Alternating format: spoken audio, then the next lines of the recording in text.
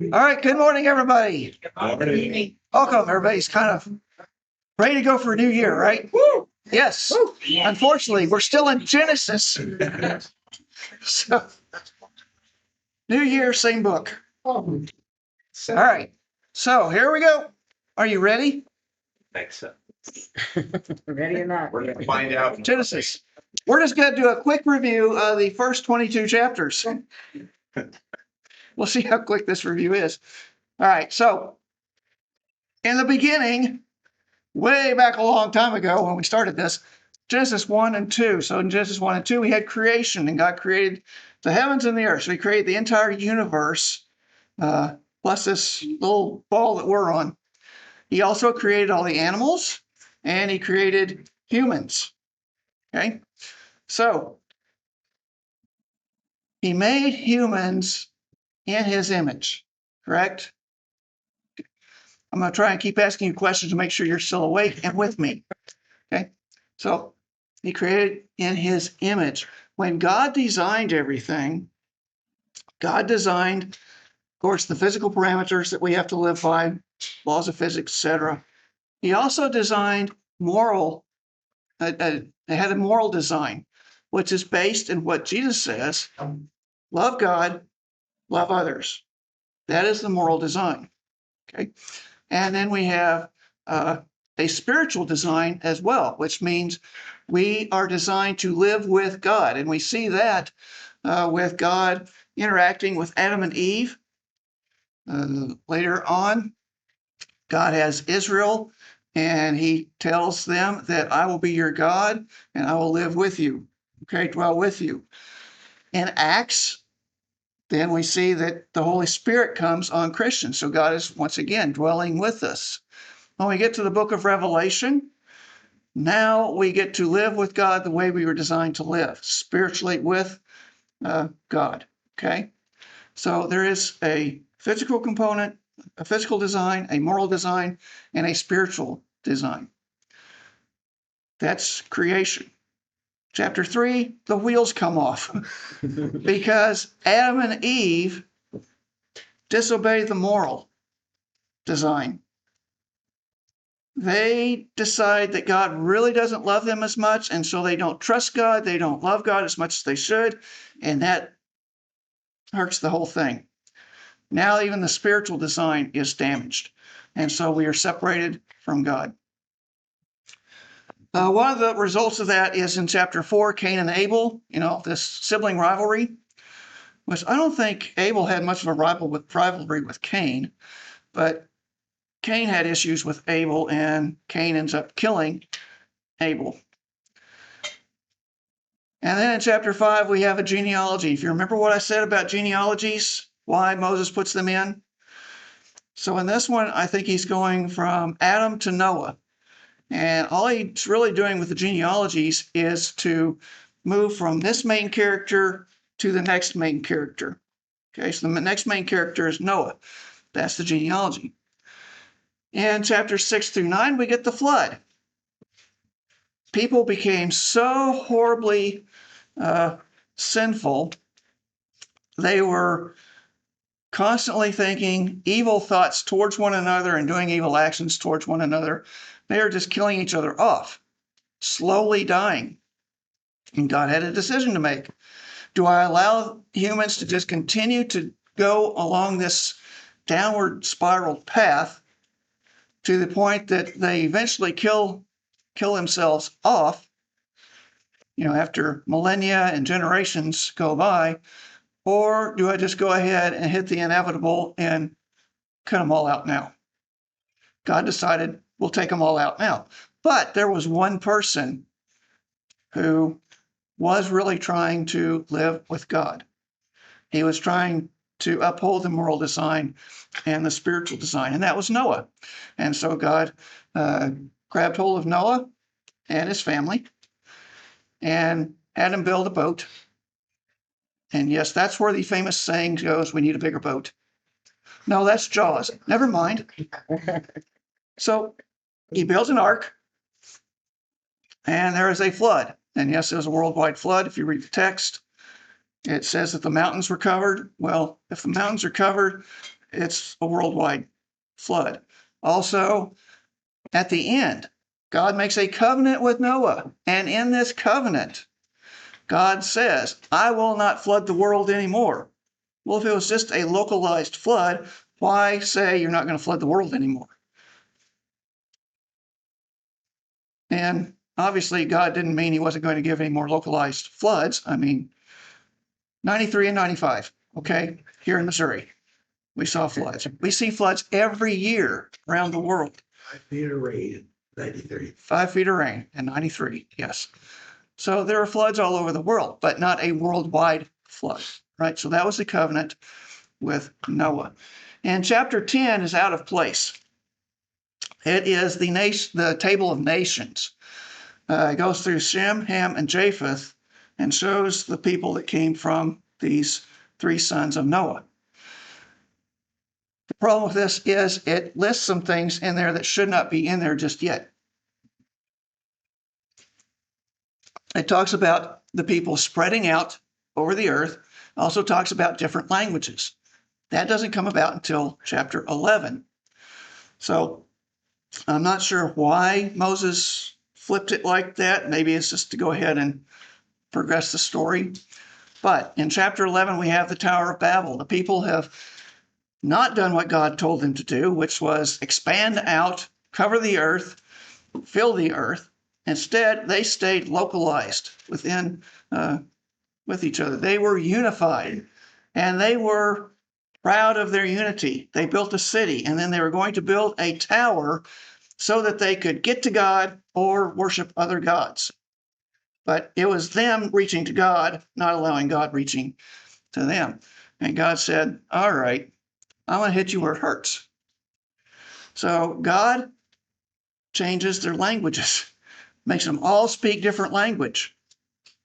And just that one little difference. Now think about it. These people were very intelligent people. They could build things, so they knew mathematics. They could communicate. They were intelligent people. They could sit there and probably figure out how to communicate with one another, have people who can translate, but they didn't want to. Their unity was shattered because you're now different than I am. I'm better than you. And that caused them to divide and separate and go into the world. God hit them with languages which decimated their unity. God had intended for them to separate like that right after the flood. Yes, they were supposed to go out just like he commanded Adam and Eve, go into the world and populate it.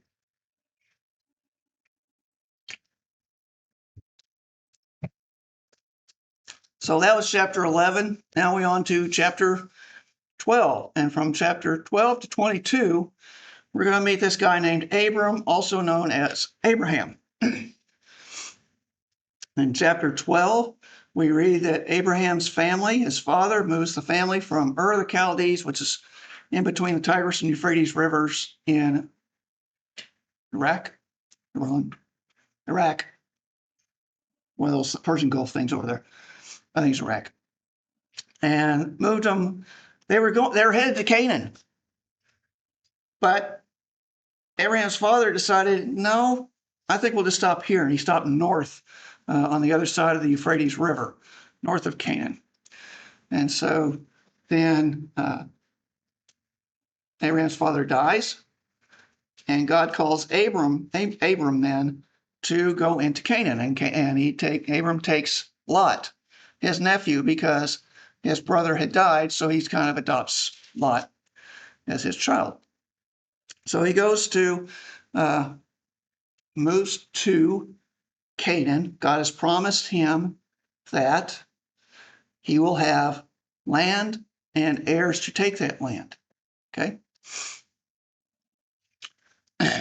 So in chapter 13, they've been in Canaan for a while, and now their herds and stuff have grown up, and they start fighting. The shepherds start fighting amongst themselves. They can't stay together. Lot and Abram cannot stay together. And so Abram says, Lot, you take whatever you want. Lot takes the really good land he sees over by Sodom. That's going to create a problem later. But he takes that, and then God says, hey, Abram, you look all the way around you. You're getting all this. That included what Lot just took. Okay. But now they are separated. Lot's off on his own. In chapter 14, Lot ends up in trouble, not of his own doing. You had some kings from the east that were actually controlling the area within Canaan. The people within Canaan were starting to rebel against those kings. They came over. The kings came over and took out those people. And as they took out those people, they grabbed Lot and assumed Lot and his family. And they started heading back to where they lived. Someone tells Abraham about this. Abraham grabs his 300 some odd servants and off they go. And they take out these kings and rescue Lot. On their way back, they meet this guy named Melchizedek. Okay. No, he is not a DC Comics character. It's Melchizedek is a priest of the Most High God. In other words, he is a priest of the same God that Abraham worships, right? So he meets with him. He worships God through Melchizedek. And then in chapter 15, God comes in and redoes the covenant, okay? He doesn't establish a new covenant. He just makes it more solid for Abram. And what happens here is Abram is, okay, God, I can see that we could get the land, but I have no children. So he has doubts. And God says, all right, I'll do something that you're familiar with. Take some sacrifices, put one over here, one over here. Now, in that day, if you did that, if you were going to confirm a contract, you would have sacrifices for your God here, sacrifices for the other person's God here, and then you would walk between them, confirming that if you broke the contract, your God was going to take you out, right? What happens here is Abraham puts the sacrifices on there. God makes Abraham go to sleep, and God is the only one that walks between sacrifices. Everything is on God, not on Abraham at this point. Okay. Now, within this covenant, God declares that Abraham's family will return to Canaan after 400 years of slavery. And that raised the question for us, why is God putting his people into slavery? Why would he allow it, or why is he putting them in there? And really, as we look at the rest of the book, we find out why. Okay. And we don't have to wait too long, because in chapter 16, we run into this area of Hagar and Ishmael. Sarah decided to take things into her own hands since she was older. She thought, okay, so Abraham's supposed to have a son. Let's give him a son. So she grabs Hagar, who is her maid, and uses one of the customs at the time to hand Hagar over as a concubine or a wife, whichever way you want to read it, to Abraham to have a child, but it would be considered her child. Okay. Sounds like a good idea. Nothing can go wrong, right? Yeah. So Hagar then becomes pregnant. That causes an issue because Hagar now decides, well, I have the same rights as a wife. And if I'm giving Abraham a child as a wife, I become the primary wife. We'll learn more about that when the baby wars hit this semester. So that irritates Sarah. Sarah is always irritated throughout this whole thing. She's always irritated. Grumpy woman. Anyway, so she gets Hagar and kind of makes Hagar run away.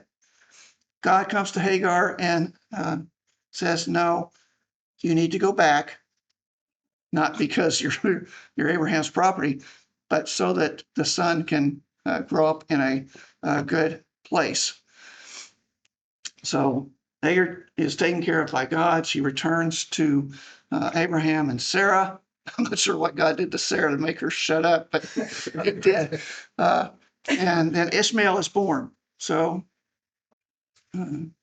Abraham now has a son, Ishmael, but he is not the son of the covenant. Okay, in chapter 17, God comes to Abraham again.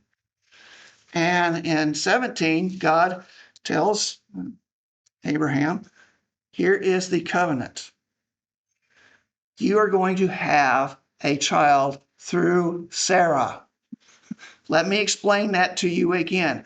A child through Sarah, not a slave that you have adopted, not through a slave woman that she has given you. You are going to have a child through Sarah, and it's going to be within a year. And then God gives Abraham and his descendants this covenant of circumcision, which would remind them, be a constant reminder to them that they will have descendants. They will have children. Okay. Chapter 18. God knows it doesn't do any good just to talk to Abraham because Sarah's over here doing her own thing. So God and two angels come to visit Abraham, but they talk loud enough so Sarah can be sure and hear because she's listening in the tent, and they know she's listening in the tent. So they want to make sure that Sarah can hear what they're saying. And they say, once again, Sarah is going to have a child within a year. And what's Sarah's reaction? The same reaction Abraham had. Are you kidding me? What have you been smoking? So God says, no, you're going to have a child. He's going to be named Isaac. Anybody remember what Isaac means? Laughter. Yes. Isaac means laughter. And so Sarah tries to deny it, saying, I didn't laugh. Yes, you did. And that's it. They kind of walk away. But then the two angels leave. God stays there with Abraham. And he goes, I guess we should tell Abraham what's going on. My men are going down there to Sodom to test them, to see if they should live or not. I've heard bad things about Sodom. And Abraham knows, wait, Lot's in Sodom. If God destroys Sodom, he'll destroy Lot. So he starts bargaining. Hey, if there are 50 good people in the city, is that okay? I mean, well, you'll say that, yeah. He bargains him all the way down to 10 people because he's thinking, okay, we've got Lot and his wife and his two daughters. And surely the two daughters are married or getting close to being married or whatever. So that would be two more people. And Lot wouldn't allow his daughters to be in a bad family. So that would be the mother and father there. You only need two more people then to make 10 people. Surely Lot has influenced at least two people there for God. No. All that was there were Lot, his wife, and his two daughters, because the sons-in-law laughed at Lot and said, no way. So they run. In chapter 19, Sodom and Gomorrah ends up getting destroyed because when the angels came in, the people showed their true colors in trying to abuse them. So they ran.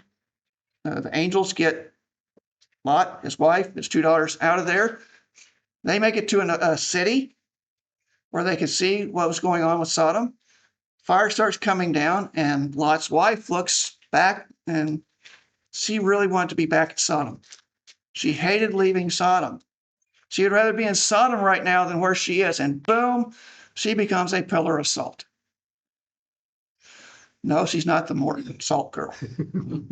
She just became a pillar of salt. So now you're down to 3 people left from there. And Lot decides to move into the mountains because he's afraid people will, he's the only survivor. What, did you like the match or what? So he goes and moves in with his daughters in a cave in a mountain. And the daughters come up with a plan to have children through their father, which creates other problems. They have 2 boys. We'll see them later. In chapter 20 is not in the right place either. I'm not sure exactly why Moses puts this here, other than it shows that Abraham's faith was not very strong at some point. But when you get to chapter 21 or 22, it is very strong. So in chapter 20, Abraham goes and lives near where the Philistines are, towards the coast of Israel. And he meets the king Abimelech. He tells Abimelech, hey, Sarah's my sister, which was kind of, in a strange way, true. But she's my sister. She's not my wife. So he ends up getting Abimelech gives him all these things for Sarah as a dowry, and he marries Sarah. But God keeps him from having any relationship with Sarah. So, and God finally tells Abimelech, hey, she's his wife. Leave him alone. And Abimelech comes up to Abraham and said, you idiot. What are you trying to do? Kill me? And so he gives him some more stuff and throws Abraham out of the country. In 21, Isaac is born. The reason 20 cannot be in the right place, because between 19 and 21, there's only a year, and the events with dealing with Abimelech, Abraham moves a little bit, would be over a year. Surely, even after 3 or 4 months, Sarah would have started showing, and that would have ruined the whole thing anyway. So 20 is not in the right spot. But Isaac is born in chapter 21. Ishmael is sent away, but God takes care of Ishmael. Okay, God blesses Ishmael. Ishmael has 12 sons of his own and has a large family. So Isaac, the son of promise, is now born. And then in chapter 22, where we left off, we talked about Abraham is being tested. Abraham loves his family. I mean, he'd do anything for Lot. He'd do anything for Sarah. He'd do anything for Ishmael or Isaac. He loved his family. And so God wants to show Abraham, me before family. Which one are you going to take? Me or family? And I think Abraham already had it settled. God knew what was going to happen. But this was a test to show Abraham exactly where he stood. So he goes up, he takes Isaac to be sacrificed.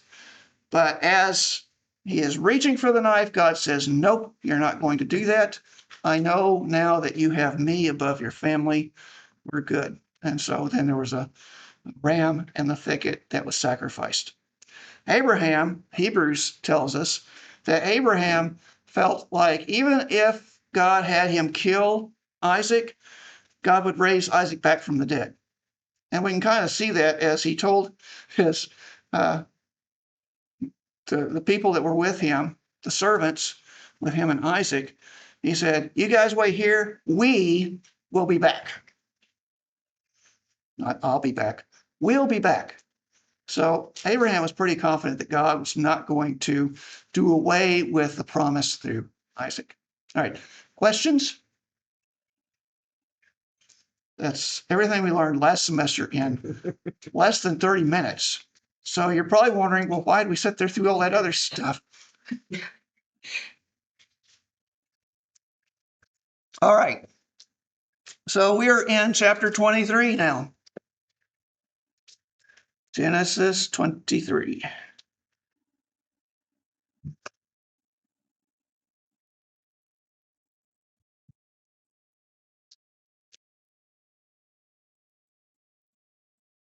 All right, Genesis 23, verse 1. Sarah lived to be 127 years old. She died at Kiriath Arba, that is Hebron, in the land of Canaan. And Abraham went to mourn for Sarah and weep over her. Okay, so Sarah dies. I mean, she's 127 years old. It's about time. Okay. She's 127. She was 90. So Isaac is 37 years old at this point. Okay. But she dies, and she dies in Kiriath Arba, that is Hebron. So if you'll remember, Abram spent more time in Mamre and Hebron. He may have been in Mamre at the time, which is a few miles north, dealing with flocks or whatever, while she remained in Hebron. And then she passed away while Abram is gone. And so he then comes back and mourns for her.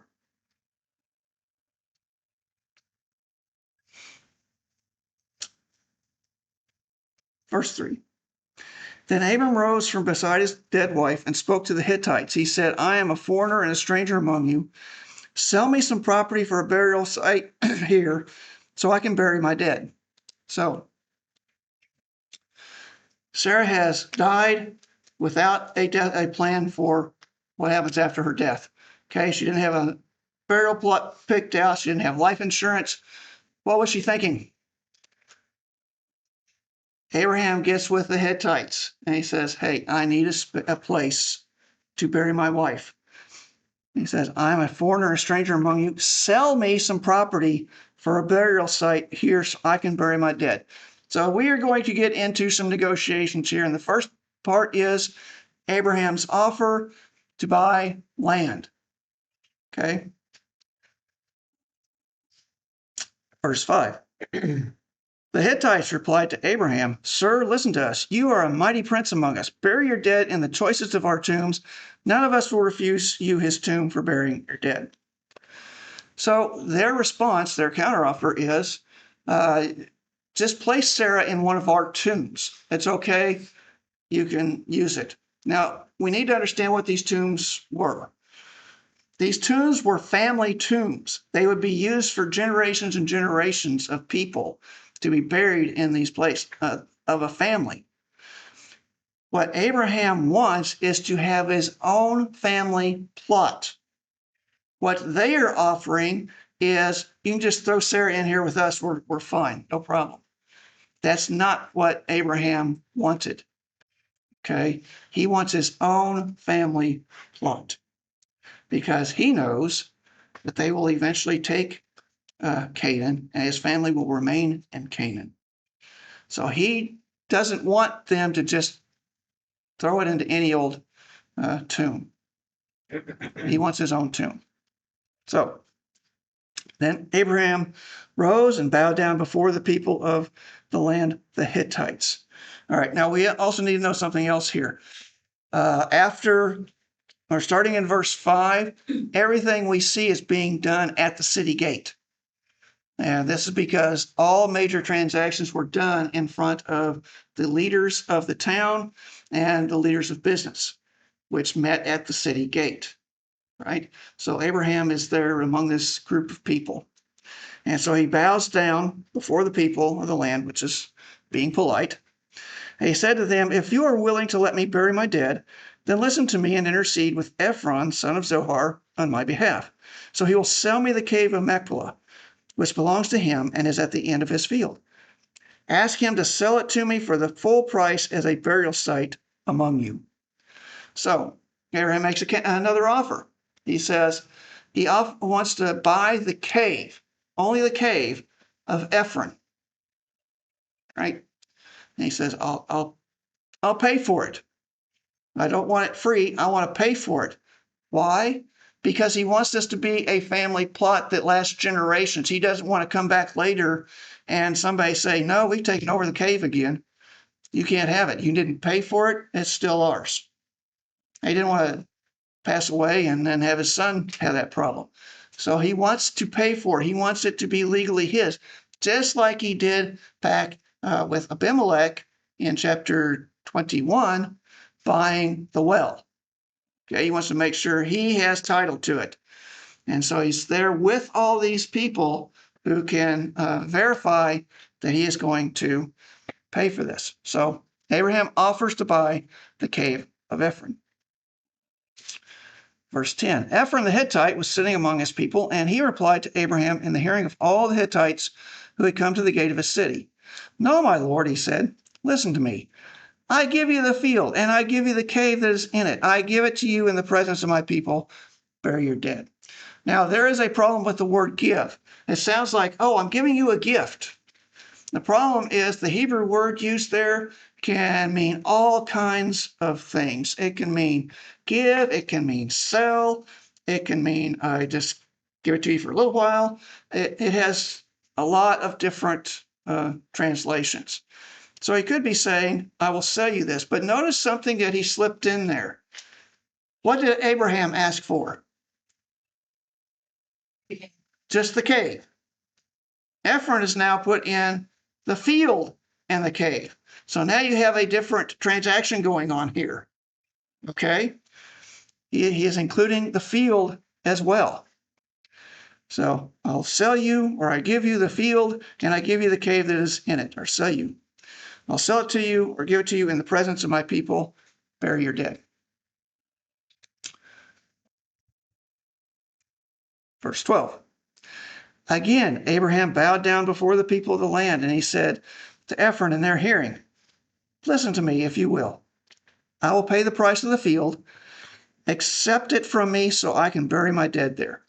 Notice what Abraham has done. He's making another offer. He says, okay, so if the field's included with the cave, you know what? I will pay you for the field and you throw in the cave for free. Buy one field, get a cave free. Okay.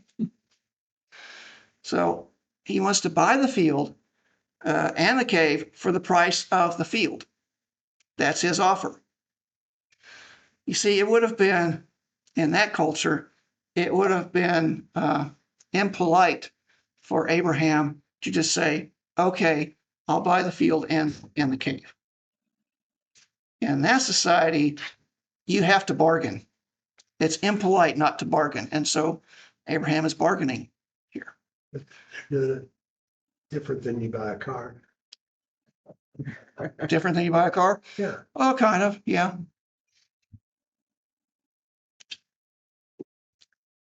Unless you're my dad. My dad would always go in there and they say, okay, make an offer. $1. He used to let out government contracts, so he was used to negotiations. So what he was really trying to do was get them to make the first offer. But yeah, So because he says he's offered the field and the cave that is in it, even though there's no further reference to the cave, he's buying the field. We assume that means The cave, is yeah. included. yeah. So basically what Abraham is saying is, okay, I accept your offer of the field and the cave, but I'll buy the field, you throw in the cave for free. Or it's part of it. Part of it, yeah. So it is getting through the negotiations here. So where was I? Verse 14. Ephron answered Abraham, listen to me, my lord. The land is worth 400 shekels of silver. But what is that between you and me? Bury your dead. So this is just one of those Middle Eastern ways of saying, yeah, it's 400 shekels. Don't worry about it. I mean, you're good for it. No problem. Or he's saying, it's 400 shekels. Don't worry about paying me. I'm going to take the land back anyway. No, he is offering, giving the price now. Okay. So the field is worth 400 shekels. 400 shekels a lot. It was 10 pounds of silver. Yes, 10 pounds. Once again, Sarah did not have life insurance, so he has to dip into his own, Abraham has to dip into his own funds to do this. If she had had life insurance, it would have been okay. Verse 16. Abraham agreed to Ephron's terms and weighed out for him the price he had named in the hearing of the Hittites, 400 shekels of silver, according to the weight current among the merchants. So you have all these merchants, all these business people here. They're all overseeing this transaction to make sure that the amount of silver is right. So 10 pounds of silver, and that the deed is going to be transferred. So Abraham has accepted the terms and purchases the land and the cave. In verse 16. Verse 17. So Ephron's field in Machpelah near Mamre, both the field and cave in it, and all the trees within the borders of the field, was deeded to Abraham as his property in the presence of all the Hittites who had come to the gate of the city.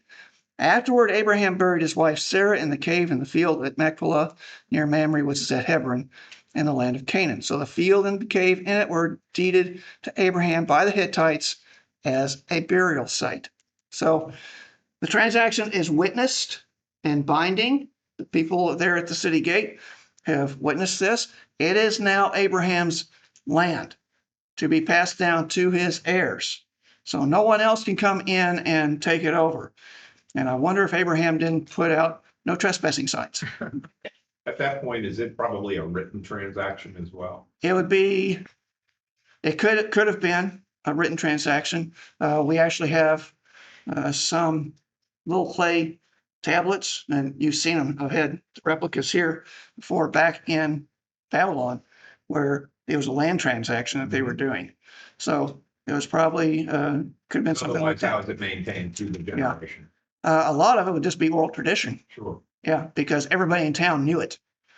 So anybody tries to take it away from Abraham, town people will go, no, that's Abraham's land. But there may have been some written deed there as well. And so the field and cave in it were deeded to Abraham by the Hittites as a burial site. It does become a family plot. And we see that Sarah obviously was buried there. Find that in verses 19 and 20. Abraham will be buried there. Isaac, his son. Rebekah, Isaac's wife, which we get to in chapter 23 or 24, sorry. Jacob, who is Abraham's grandson, will be buried there. Leah, Jacob's wife, one of Jacob's wives, will be buried there. Joseph, we think he was buried there because the people brought his bones out of Egypt to bury him there, but it's not said explicitly that they went and actually buried him there. We would just guess that, yes, they carried out their mission and buried him in the family plot. So it does become a family plot for Abraham throughout the generations. It's maintained for 400 years or so. At least, yes. Uh-huh. So that land transaction had to be pretty firm. Yes. But once again, that transaction probably would have been more firm than what we have today with just a written document, because the oral tradition would have held on to it within the town. They knew whose property each place was. And with that tradition, then nobody's going to be able to take that property from them. Whereas today, we write stuff down, we stick it in a folder somewhere and in a cloud, and the rest of the city doesn't know about it. So somebody can maneuver, around and cheat people, go in, destroy the title or whatever, and take it over. So this was probably more solid even than what we have today. All right, we're going to start chapter 24. We will not finish chapter 24 unless I talk very, very fast, faster than Matt does. Chapter 24. Now, Abraham was now very old, and the Lord had blessed him in every way. So Abraham he was very old when we started out this thing. He's getting even older now. He's very old. Since it's been 37 years. He's at least 137 years old at this point. And God has fulfilled the promises to him that he had made. He has some land. Granted, it's a well and a burial plot, but he has some land within Canaan. He has the son of promise, who is Isaac. And God has blessed him greatly. He's very rich. He probably had 10 pounds of silver in his pocket when he went to do that transaction. So verse 2, he said to the senior servant in his household, the one in charge of all that he had, put your hand under my thigh. We will not discuss that part because I don't know what's going on there. But it was just a way to, say, yes, I will do this. I want you to swear by the Lord, the God of heaven and the God of earth, that you will not get a wife for my son from the daughters of the Canaanites, among whom I am living, but will go to my country, my own relatives, and get a wife for my son, Isaac. So he gets his trusted servant, his most trusted servant, to get a wife for Isaac, because Abraham's getting very old. Sarah is dead. And he wants to make sure that Isaac has a wife so that he can have children and continue what God has planned for his family. Interesting, as important as this servant is to this story, we never know his name. We are never told the servant's name. He's just referred to as the servant. So the focus is more on Rebecca and getting the wife than it is on the servant. Now, there are some stipulations that Abraham makes. Number one, you're not to get the wife from Canaan. No Canaanite women in my family. Okay. There was a religious reason for that. The Canaanites worshiped false gods, and he didn't want Isaac falling into worshiping another god other than Yahweh. Okay. So no one from Canaan. Number two, has to be from Mesopotamia. Now that's a wide area. That's all the way from the Persian Gulf all the way to northern Syria, southern Turkey. Okay, it's the land. Mesopotamia means land between the rivers. It's between the Tigris and the Euphrates rivers. Euphrates curls up, and if you'll remember, Nahor, Abraham's father, that's where he moved the family to begin with. So he says, from Mesopotamia, from my family, from Abraham's family. Okay, so we're going to end up marrying a cousin. Right? So those are the stipulations. Verse 5, the servant asked him, what if the woman is unwilling to come back with me to this land? Shall I then take your son back to the country you came from? Make sure that you do not take my son back there, Abraham said. The Lord, the God of heaven, who brought me out of my father's household in my native land, and who spoke to me and promised me on oath, saying, to your offspring I will give this land. He will send his angel before you so that you can get a wife for my son from there. If the woman is unwilling to come back with you, bang her in the head and bring her. No, that's not right. If the woman is unwilling to come back with you, then you will be released from this oath of mine. Only do not take my son back there. So the servant put his hand under the thigh of his master Abraham and swore an oath to him concerning this matter. So the servant asked a legitimate question. What if the woman's not willing to come back, not willing to leave her family there? And Abraham says, then you're released. No more. You don't do that. I do not want my son to leave the land that has been promised to him, because with Abraham being old, Sarah already being gone, his brother is out who knows where. If he gets up there, goes into a different country, and there is family there, what do you think he's going to do? He's going to stay where he has family around, where she has family. So he's afraid that if Isaac goes up there to where she is, he will not come back down into Canaan and fulfill what God has wanted him to do.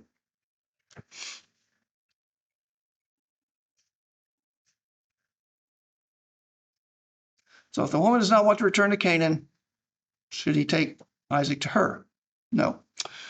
Verse 10. Then the servant left, taking with him 10 of his master's camels loaded with all kinds of good things from his master. He set out from Aram Naharaim and out for Aram Naharaim and made his way to the town of Nahor. He had the camels kneel down near the well outside the town. It was toward evening, the time the women go out to draw water. Okay, so he grabs 10 camels and he heads toward Nahor, which was Abraham's brother. I misspoke a while ago. It wasn't Abraham's father. Nahor was Abraham's brother. And so he heads up towards there. And that's where the family had been before Abraham was called to go into Canaan. So there was still one brother left up there, Nahor. And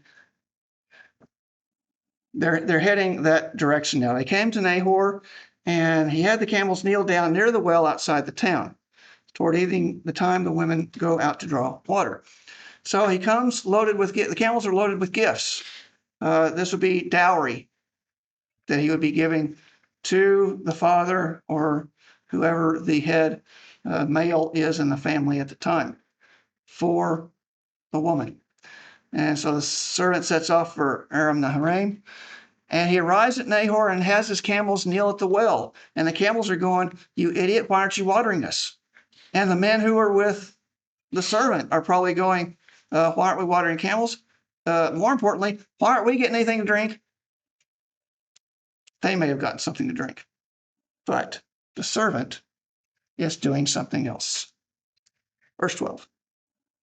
Then he prayed, Lord God of my master Abraham, make me successful today and show kindness to my master Abraham.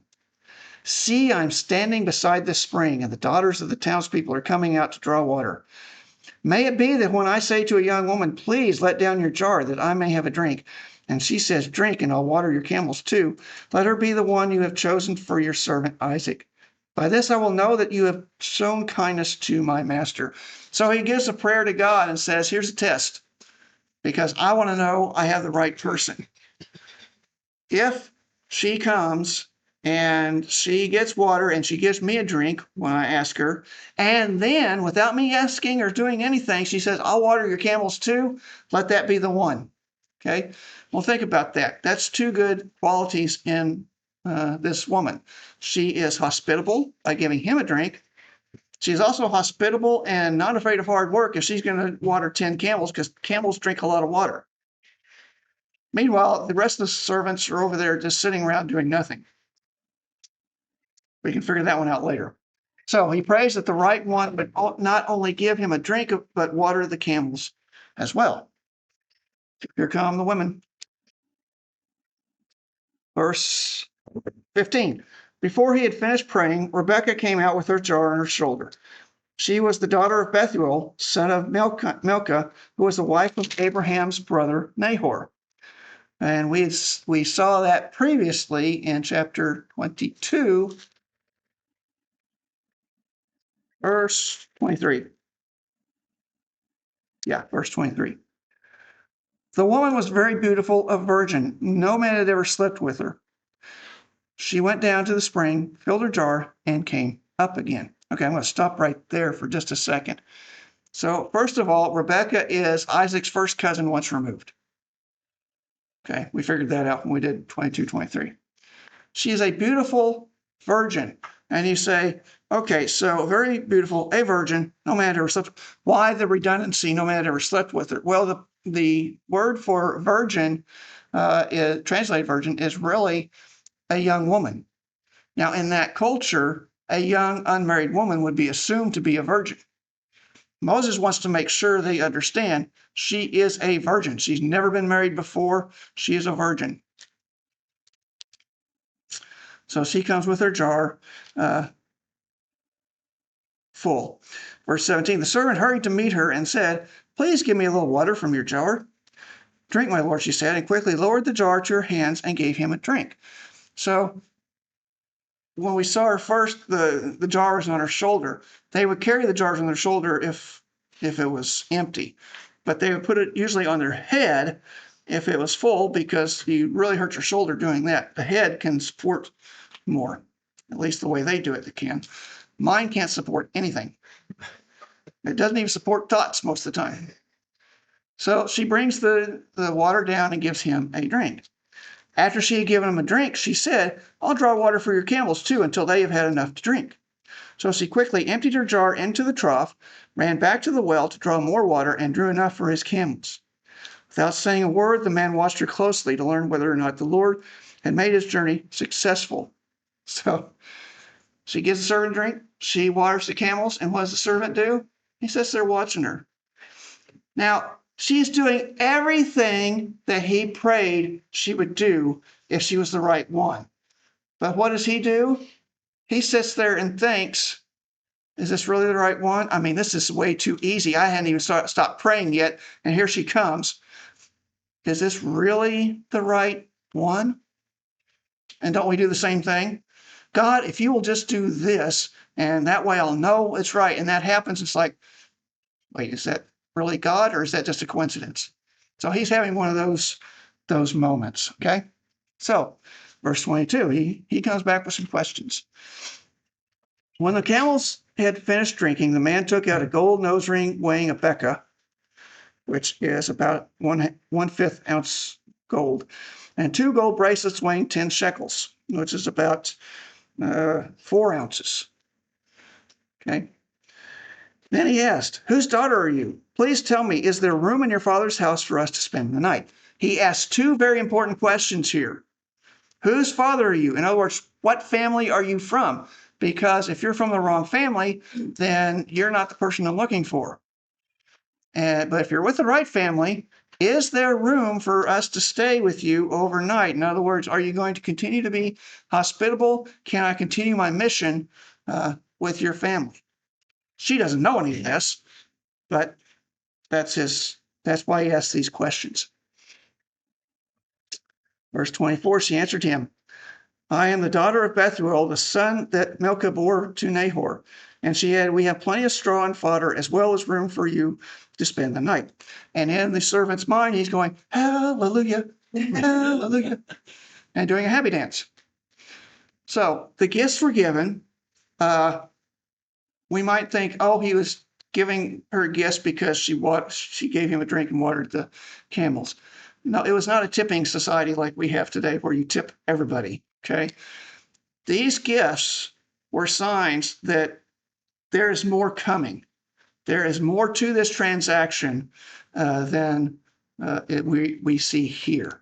And we'll see in a few minutes, maybe not. We'll see later that Rebecca's brother picks up on what these gifts really mean. Okay, so he asks the important questions and he gets the right answers. She's from the right family and the mission can continue. And so in verse 26,